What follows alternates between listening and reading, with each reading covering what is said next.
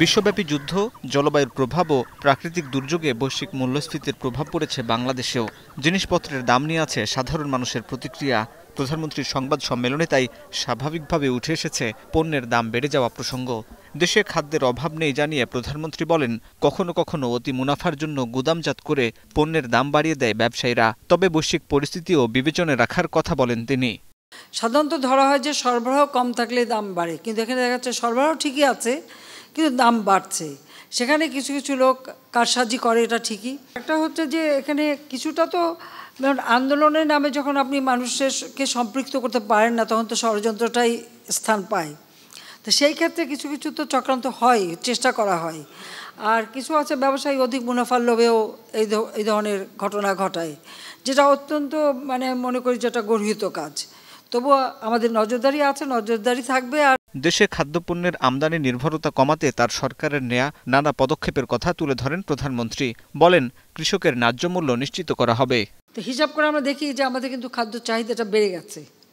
তার কারণ মানুষের এখন কেনার সক্ষমতা বেড়েছে, যার জন্য মাথাপিছু আয় বেড়েছে। কাজেই তারা সেভাবে এখন ভালো খেতে চায়।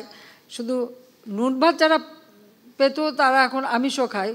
কূটনৈতিক সম্পর্কের 52 বছর পর সম্প্রতি থাইল্যান্ডে বাংলাদেশ সরকার প্রধান পর্যায়ের প্রথম সফর পরবর্তী গণভবনে বৃহস্পতিবারের এই সংবাদ সম্মেলনে উঠে আসে দুদেশের বাণিজ্য সম্পর্কের নানা দিক।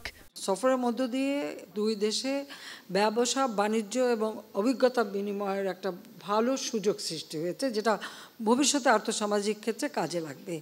প্রধানমন্ত্রী বলেন, প্রভাবমুক্ত উপজেলা নির্বাচন করতে দলীয় নেতাদের স্বজনদের বিরত রাখতে চেয়েছে আওয়ামী লীগ।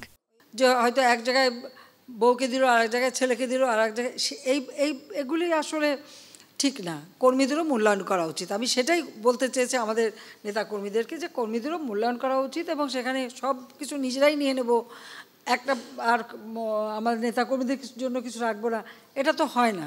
সেই কথাটাই আমি বলতে চেয়েছি।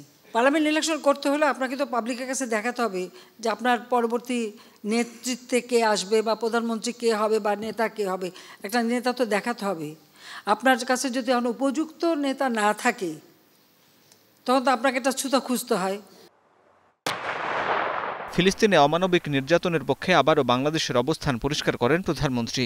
বলেন, যুক্তরাষ্ট্রে বারবার মানবাধিকার লঙ্ঘন হচ্ছে, তাই নিজের ঘরকে আগে সামাল দেওয়া উচিত। যেভাবে গণহত্যা চলছে এটা অমানবিক। আর সবথেকে বড় কথা, আপনারা দেখেছেন যে আজকে 900 ছাত্র, তারা নাকি ছাত্রছাত্রী প্রফেসর থেকে শুরু করে সব গ্রেপ্তার হয়েছে এই আন্দোলন করার জন্য একমাত্র আমেরিকায়। যে তাদের দেশে এই যে প্রতিনিয়ত মানবাধিকার লঙ্ঘন হচ্ছে, আর গুলি করে একেবারে যারা সাধারণ নিরীহ মানুষগুলিকে হত্যা করা হচ্ছে, এটা তো তাদের দেখা উচিত। নিজের ঘরের দিকে আগে সামলানো উচিত। আমার মনে হয় পুলিশ এখন আমেরিকান পুলিশদের অনুসরণ করতে পারে, আমাদের পুলিশ। কারণ আমরা তো ধৈর্য ধরতে বলেছিলাম সেই 28 অক্টোবরের কথা মনে আছে, 2023 সালের।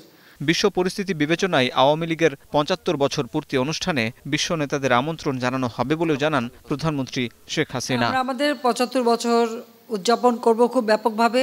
হাসিব বিল্লাহ, এখন, ঢাকা।